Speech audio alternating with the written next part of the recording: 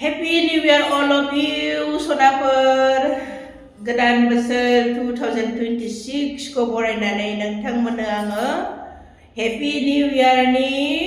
बिहाराव थानानैनो अननाय सिबिनाय आरो खुलुमनाय जासिहरबाय नोंथांमोननि लाइफआ जाहाथे नैबे बोसोराव नैबे 2026 आव जाहाथे गासैबो नोंथांमोननि साननाय लुबैनाय हास्थायनाय गासिबो जाफुंसारजोबो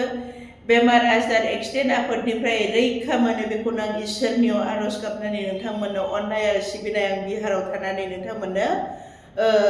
अननाय सिबिनाय खुलुमनाय बावहरबाय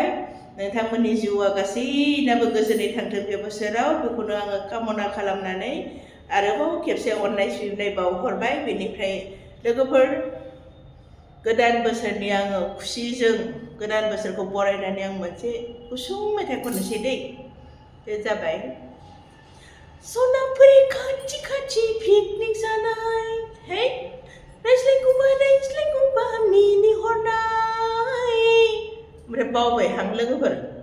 दा हामबायसै दे bye bye happy new year all of you happy new year 2026